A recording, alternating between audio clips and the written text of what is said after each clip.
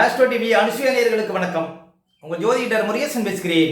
இன்றைய வீடியோவில் கன்னிராசிக்காரர்களுக்கு இந்த மே மாதத்தில் என்னென்ன பலன்கள் நடக்க இருக்கிறது என்பதை பற்றித்தான் இன்றைய வீடியோவில் நாம் பார்க்க இருக்கிறோம். தமிழுக்கு விசுவாச வருடம் சித்திரை மாதம் 18ஆம் தேதி முதல் வைகாசி மாதம் 17ஆம் தேதி வரை, ஆங்கில தேதிக்கு மே மாதம் 1ஆம் தேதி முதல் 31ஆம் தேதி வரை. கன்னிராசிக்காரர்களுக்கு இந்த மே மாத கிரக நிலவரங்களை பார்த்தோமானால், ராசிக்குள்ள கேது பகவான், அதே போல ராசிக்கு 7ஆம் இடத்துல சனி, சுக்கிரன், புதன், ராகு, 8ஆம் இடத்துல சூரியன், 9ஆம் இடத்துல குரு, 11ஆம் இடத்துல செவ்வாய் செஞ்சிருக்கிறார்கள். அதே போல இந்த மாத கிரக பயிற்சிகளை பார்த்தோம்னா, இந்த மாதம் முக்கியமான பயிற்சிங்க. இந்த மாதம் குரு பகவான் பயிற்சி அடைய இருக்கிறார். அதே போல ராகு கேது பயிற்சி இந்த மாதம் நடைபெற இருக்கிறது. திருக்கணித பஞ்சாங்கப்படி மே மாதம் 14ஆம் தேதி குரு பகவான் ராசிக்கு 10ஆம் இடத்துல அமர இருக்கிறார். அதே போல ராகு பகவான் மே மாதம் 18ஆம் தேதி ராசிக்கு 6ஆம் இடத்திலையும், கேது பகவான் ராசிக்கு 12ஆம் இடத்திலையும் அமர இருக்கிறார்கள். அதே போல மே மாதம் 6ஆம் தேதி புதன் பகவான் ராசிக்கு 8ஆம் இடத்துல அமர இருக்கிறார். அதே போல மே 14ஆம் தேதி சூரியன் ராசிக்கு 9ஆம் இடத்துல அமர இருக்கிறார். மே 23ஆம் தேதி புதன் பகவான் உங்க ராசிக்கு அதிபதி ராசிக்கு 9ஆம் இடத்துல அமர இருக்கிறார். மே 31ஆம் தேதி சுக்கிரன் ராசிக்கு 8ஆம் இடத்துல அமர இருக்கிறார். இதான் இந்த மாத கிரக பயிற்சிகள். கன்னிராசிக்காரர்களுக்கு இந்த மாதம் எப்படி இருக்கும் பாருங்க. கன்னிராசிக்காரர்களுக்கு இந்த மாதத்திலேருந்து ஒரு திருப்பு முனை அப்படின்னு சொல்லலாம். ஏன் அப்படின்னா, கிட்டத்தட்ட 1.5 வருஷமாக ராசிக்குள்ள கேது பகவான் சஞ்சாரம் செய்தார். இதனால நிறைய பேருக்கு பாருங்க, ஆரோக்கியத்தில் பிரச்சனை, கடன் பிரச்சனை, வழக்கு பிரச்சனை, சொத்து வகையில் பிரச்சனை, கணவன் மனைவிக்குள்ள பிரச்சனை, அதே போல காதல் முறிவு, இப்படி நிறைய சிரமங்களை பார்த்துருப்பீங்க. கேது ராசிக்குள்ள நின்றதுனால உங்க கூட இருந்தவர்களே உங்களுக்கு ஏதாவது கெடுதல் செஞ்சிருப்பாங்க, துரோகம் பண்ணிருப்பாங்க அப்படின்லாம் சொல்லலாம். அந்த நிலை மாற இருக்கிறது. இந்த மாத்திரையிலிருந்து பாருங்க, கேது பகவான் ராசியை விட்டு விலகி ராசிக்கு 12ஆம் இடத்துல அமர இருக்கிறார். அந்த ஆரோக்கிய குறைவுங்கிறது இனிமேல் இருக்காதுங்க கன்னிராசிக்காரர்களுக்கு. அதே போல வழக்கு சார்ந்த பிரச்சனை, கடன் சார்ந்த பிரச்சனைகளுக்கெல்லாம் ஒரு தீர்வுங்க கன்னிராசிக்காரர்களுக்கு இந்த மாத்திரையிலிருந்து. அது ஒரு சிறப்பு. அதே போல 7ஆம் இடத்துல ராகு அமர்ந்து கிட்டத்தட்ட 1.5 வருடமாக பயணம் சார்ந்த விஷயத்துல தடைகள், அதே போல பாருங்க கூட்டு தொழில் செய்யக்கூடியவங்களுக்கு தொழில் பார்ட்னருக்குள்ள பிரச்சனை, வியாபாரத்துல நஷ்டம், இதெல்லாம் கொடுத்தார் ராகு 7ஆம் இடத்துல அமர்ந்து.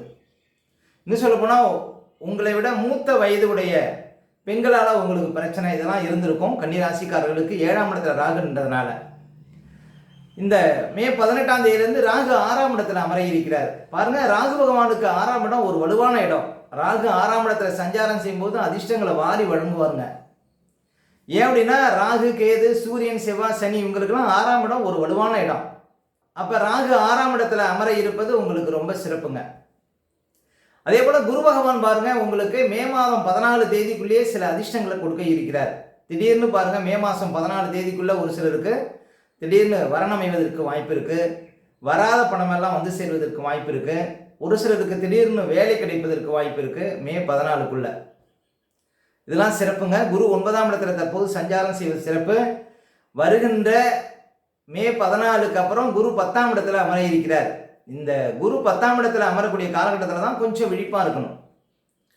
ஏன் அப்படின்னா, பழைய பாடலே என்ன சொல்லுதுன்னா, ஈசனார் ஒரு 10லே தலோட்டிலே இறந்துள்ளதும் சிவபெருமானுக்கே வந்து 10ஆம் இடத்துக்கு குரு வரும்போது பிச்சை எடுக்கும் நிலை ஏற்பட்டது அப்படின்னு பழைய பாடல் சொல்லுதுங்க. அதனால உத்தியோகம் சார்ந்த விஷயத்துல கொஞ்சம் விழிப்பா இருக்கணும் 10ஆம் இடத்துக்கு குரு வந்த பிறகு கிட்டத்தட்ட 1 வருடத்திற்கு.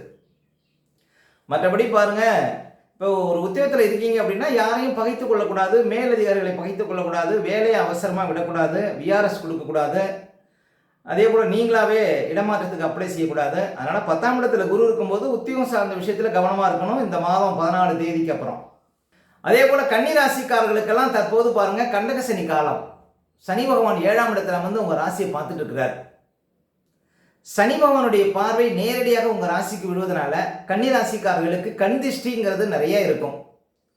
அப்ப எந்த ஒரு நீங்க காரியம் செய்ய போனாலும் அதை வெளியில சொல்லக்கூடாது. வெளியில சொல்லிட்டீங்கன்னா அந்த காரியம் பலிக்காது, அந்த காரியம் நடக்காது, அந்த காரியத்துல தடை வரும். அப்ப கன்னிராசிக்காரர்களுக்கு சனி பகவான் ராசியை பார்க்கறது பாருங்க உழைப்பால் உயர்வு அப்படின்னு சொல்லலாம். மேலும் கன்னிராசிக்காரர்களுக்கு சனி பகவான் யோகாதிபதி. அவர் உங்க ராசியை பார்க்கறதுனால வெளியூர், வெளிநாடு, வெளி மாநிலம் சென்று படிக்கக்கூடியவங்களுக்கு கட்டாயம் அதிர்ஷ்டங்கள் உண்டு. ஏன்னா சனி பகவான் அந்நிய கிரகம், அந்நிய பாஷைகளை சொல்லக்கூடிய கிரகம். அப்ப வெளியூர், வெளிநாடு, வெளி மாநிலம் சென்று படிக்கக்கூடியவங்களுக்கு சனி பகவானால கெடுபலன்கள் குறையும் அப்படின்னு சொல்லலாம். சரி, மேலும் பாருங்க, இந்த மாதம் உங்கள் ராசிக்கு அதிபதி புதன் பகவான் ஜனவரி 6ஆம் தேதிக்கு பிறகு 8ஆம் இடத்துல அமர இருக்கிறார். கிட்டத்தட்ட ஒரு மாசமாக உங்களுக்கு உடல் ரீதியாக சில பிரச்சனைகள் இருந்திருக்கும். ஏன் அப்படின்னா உங்கள் ராசிக்கு அதிபதி ரொம்ப வீக்காக இருந்தார், 7ஆம் இடத்துல நீச்ச நிலையில் இருந்தார். கன்னிராசி ஆண்களுக்கு பெண்களாலையும் கன்னிராசி பெண்களுக்கு ஆண்களாலையும் சில அவமானங்கள்ங்கிறது ஒரு சிலருக்கு வந்திருக்க வாய்ப்பு இருக்கு. மே மாதம் 6 தேதிக்கு அப்புறம் பாருங்க ஆரோக்கியத்தில் நல்ல ஒரு முன்னேற்றம் இருக்கும். ஏன் அப்படின்னா உங்கள் ராசிக்கு அதிபதி 8ஆம் இடத்துக்கு போயிடுவார், நீச்ச வீட்டை நோக்கி நீச்ச வீட்டை கடந்து போயிடுவார். அப்போ ஆரோக்கியத்தில் நல்ல ஒரு மேன்மை இருக்கும் மே மாதம் 6 தேதிக்கு அப்புறம்.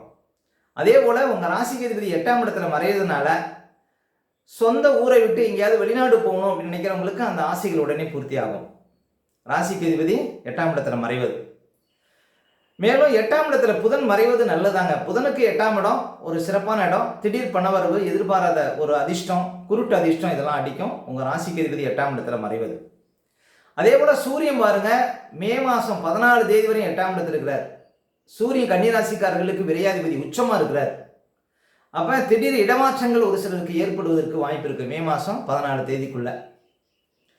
இந்த மே மாதம் 14 தேதிக்கு அப்புறம் சூரியன் 9ஆம் இடத்துக்கு வருவார்.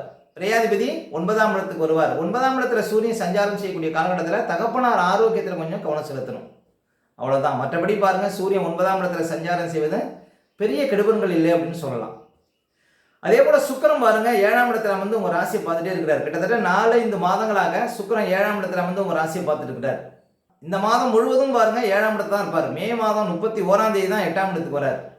அப்ப சுக்கிரனால உங்களுக்கு அதிர்ஷ்டங்கள் உண்டு அப்படின்னு சொல்லலாம். ஏன் அப்படின்னா சுக்கிரன் ராசியை பார்க்கறதுனால பணப்புழக்கத்துக்கு குறைவு இருக்காது. இந்த சுக்கிரன் எப்போ 7ஆம் இடத்துக்கு வந்தாலும் அதுலேருந்து பாருங்க பண வரவுல ஓரளவு உங்களுக்கு திருப்திங்கிறது கட்டாயம் இருக்கும். ஏன்னா சுக்கிரங்கிறது லட்சுமி அருளக்கூடியவர். அவருடைய பார்வை உங்கள் ராசிக்கு விழுவது உங்களுக்கு அதிர்ஷ்டம் அப்படின்னு சொல்லலாம். புதுசாக ஏதாவது வண்டி வாகனம் வாங்கணும் அப்படின்னா கூட வாங்கக்கூடிய ஒரு யோகத்தை கொடுக்குங்க சுக்கிரன் ராசியை பார்க்கறது. அதே போல் ஒரு வீடு கட்டணும், ஒரு இடம் வாங்கணுங்கிறவங்களுக்கும் பாருங்கள் நல்ல அதிர்ஷ்டத்தை கொடுக்கும். ஏன்னா சுக்கிரன் கட்டடக்காரகன். அவர் உங்கள் ராசியை பார்க்கறதுனால கட்டட தொழில் செய்யக்கூடியவங்களுக்குலாம் நல்ல ஒரு அதிர்ஷ்டத்தை கொடுக்கும் சுக்கிரனுடைய பார்வை ராசிக்கு விழுவது. அதே போல் செவ்வாய் பாருங்கள் லாபஸ்தானத்தில் இருக்கிறார். செவ்வாய் வந்து லாபஸ்தானத்தில் நீச்சமாக இருக்கிறார். செவ்வாய் பாருங்கள் 3ஆம் அதிபதி. ஆபரண விஷயத்தில் கவனமாக இருக்கணும் கன்னிராசி பெண்கள். அதே போல் விலை உயர்ந்த செல்போன்கள்லாம் வச்சுருந்தீங்கன்னா கொஞ்சம் பாதுகாப்பாக வச்சுருக்கணுங்க. ஏன்னா 3ஆம் அதிபதி நீச்சமாக இருக்கும் பொழுது அழகு பொருட்கள், ஆடம்பர பொருட்கள், விலை உயர்ந்த செல்போன்கள்லாம் வீணாக போகிறதுக்கு வாய்ப்பு இருக்குது, காணாமல் போகிறதுக்கு வாய்ப்பு இருக்குது, கவனம். அதே போல் 8ஆம் அதிபதி நீச்சம் பெற்று லாபஸ்தானத்தில் சஞ்சாரம் செய்கிறார். ஒரு சிலருக்கு வழக்குகள் இருந்தால் அது திடீர்னு அந்த வழக்குகளுக்கு ஒரு தீர்வு கிடைக்கும். அதாவது நீண்டகால வழக்குகளுக்கு ஒரு முடிவு தெரியும் அப்படின்னு சொல்லலாம். 8ஆம் அதிபதி லாபஸ்தானத்தில் இருக்கும்போது வழக்கு லாபம் அப்படின்னு அர்த்தம். அப்போ உங்களுக்கு செவ்வாய் நீச்ச நிலையில் இருப்பது உங்களுக்கு அதிர்ஷ்டம் தான். ஏன்னா கெட்டவன் கெட்டான் கிட்டும் ராஜயோகம். கன்னிராசிக்காரர்களுக்கு கொடிய பாவின்னா யாருன்னா செவ்வாய் தான். அவர் வந்து நீச்சம் பெற்று லாபஸ்தானத்தில் இருப்பது உங்களுக்கு அதிர்ஷ்டம். ஒரு சிலருக்கு திடீர்னு இடமாகக்கூடிய ஒரு யோகத்தெல்லாம் கொடுக்கும் செவ்வாய் வந்து லாபஸ்தானத்தில் நீச்ச நிலையில் இருப்பது. அப்போ கன்னிராசிக்காரர்களுக்கு மாத கிரகங்கள் எல்லாமே சப்போர்ட்டாக இருக்கிறாங்க. நல்ல ஒரு அதிர்ஷ்டத்தை பார்க்க முடியும் கன்னிராசிக்காரர்களுக்கு. இந்த மாதம் இன்னும் சொல்லப்போனால் மே மாதம் 6 தேதிக்கு பிறகு நல்ல மாற்றங்களை கன்னிராசிக்காரர்கள் பார்க்க முடியும். அடுத்தது கன்னிராசிக்காரர்களுக்கு சந்திராஷ்டமம். கன்னிராசிக்காரர்களுக்கு இந்த மாதம் எந்த தேதிகளில் சந்திராஷ்டமம் வரும் அப்படின்னு பார்த்தீங்கன்னா மே 24, 25, 26 இந்த தேதிகளில் உங்களுக்கு சந்திராஷ்டமம் இருக்குங்க. இந்த தேதிகளில் மட்டும் கொஞ்சம் கவனமாக இருக்கணும். சந்திராஷ்டம தினங்களில் தான் நம்முடைய உடல்காரகன் மனோகாரகன் என்று சொல்லக்கூடிய சந்திரன் 8ல் மறையும் பொழுது நம்ம உடல் ரீதியாகவும் மன ரீதியாகவும் அந்த நாட்களில் பாதிப்படைவோம். அந்த நாட்களில் தாங்க இந்த பதட்டம், படபடப்பு, தெளிவில்லாத நிலை, மனக்குழப்பம் இதெல்லாம் கொடுக்கும். அதனால தான் சந்திராஷ்டம தினங்களில் புது முயற்சிகள்லாம் தவிர்க்கணும். அதே போல் வண்டி வாகனத்தில் செல்லும்போது பாதுகாப்பு கவசங்கள்லாம் கண்டிப்பாக அணியுங்க. மற்றவங்கள்ட்ட பேசும்போதெல்லாம் ரொம்ப நிதானமாக பேச வேண்டிய நாள் பார்த்தீங்கன்னா இந்த சந்திராஷ்டம தினங்கள். அதனால் சந்திராஷ்டம தினங்களை அனுசரியுங்கள், வாழ்க்கையில் வளம் பெறுங்கள். மேலும் கன்னிராசிக்காரர்களுக்கு இந்த மாதம் எந்த தேதிகளில் பணப்புழக்கம் சிறப்பாக இருக்கும் அப்படின்னு பார்த்தீங்கன்னா மே 3, 4, 5, மே 8, 9, மே மாதத்தில் 13, 14, 15, மே 20, 21, 22, 23, 24, மே 31 இந்த தேதிகளில் நிறைய பணப்புழக்கத்தை பார்க்க முடியும் கன்னிராசிக்காரர்கள். ஓகே, இந்த வீடியோ பிடிச்சிருந்தா ஒரு லைக் கொடுங்க. உங்கள் கருத்துக்களையும் கீழே கமெண்ட்ஸில் பதிவிடுங்க. இன்னும் நம்ம பல வீடியோ கொடுக்க இருக்கிறோம். நம்ம சேனலை சப்ஸ்கிரைப் பண்ணுங்கள். பக்கத்தில் வர பெல் சிம்பலையும் கிளிக் பண்ணுங்கள். நன்றி, வணக்கம்.